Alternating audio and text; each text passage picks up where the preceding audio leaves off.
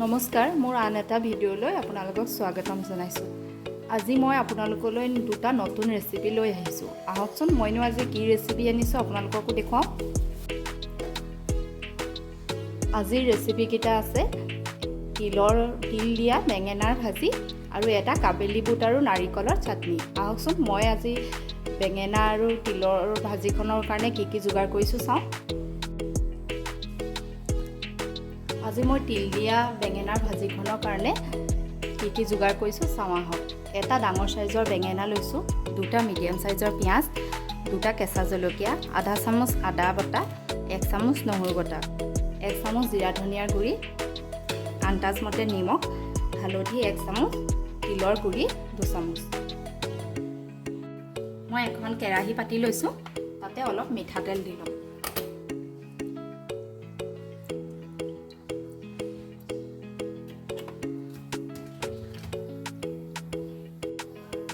তেল মোৰ গৰম হৈ গৈছে, ইয়াতে মই কাটি থোৱা পিঁয়াজ জলকীয়া দি লৈছোঁ।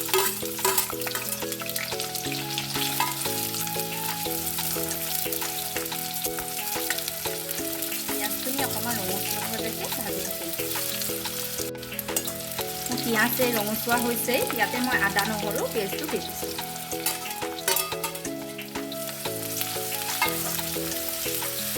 আদা নহৰু কেঁচা গোন্ধ নোযোৱালৈকে মই এনেকৈ ভাজি থাকিম। মোৰ আদা নহৰু কেঁচা গোন্ধ গৈছেই, মই ইয়াতে এতিয়া কাটি থোৱা বেঙেনা কেইখন দি দিম।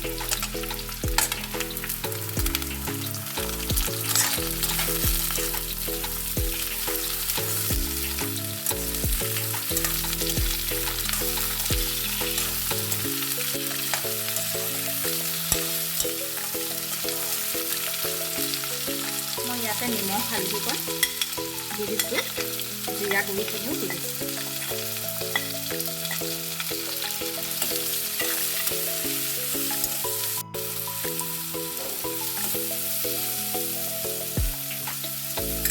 গেছটো চিমত দি এতিয়া 5 মিনিটৰ কাৰণে ঢাকন মাৰি দিছোঁ।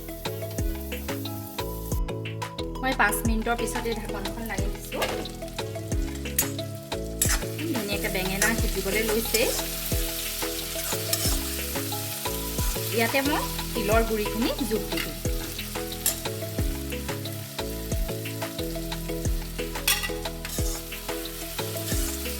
এই ভাজিখন এবাৰ খাই চাবচোন, খাবলৈ বৰ টেষ্টি।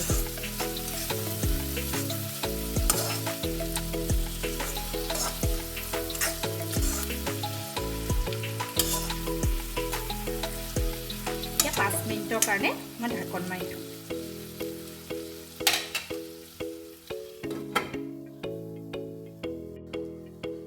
পাঁচ মিনিটৰ পিছত মই আকৌ ঢাকনখন উলমাই দিছোঁ। বেঙেনা আৰু তিল দিয়া ভাজিখন মোৰ ৰেডি হৈ গৈছে।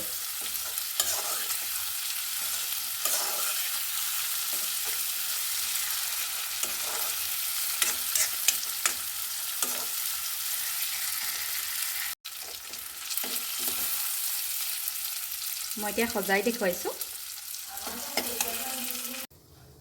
বুট আৰু নাৰিকলৰ চাটনিৰ কাৰণে মই লৈছোঁ কেইটামান কাবেলি বুট, মই তিয়াই থৈছিলোঁ।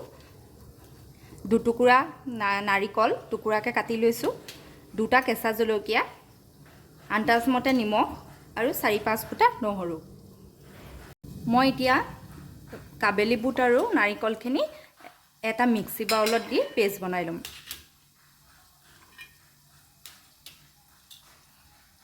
জলকীয়াকেইটাও ইয়াতে দি দিছোঁ।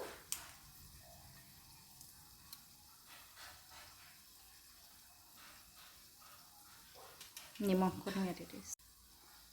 অকণমান মই পানী দি দিছোঁ ইয়াতে।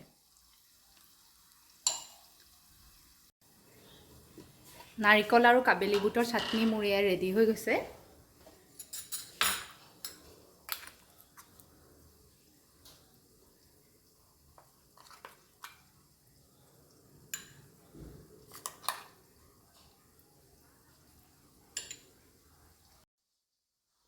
আজি মোৰ ৰেচিপি দুটা ৰেডি হৈ গৈছে।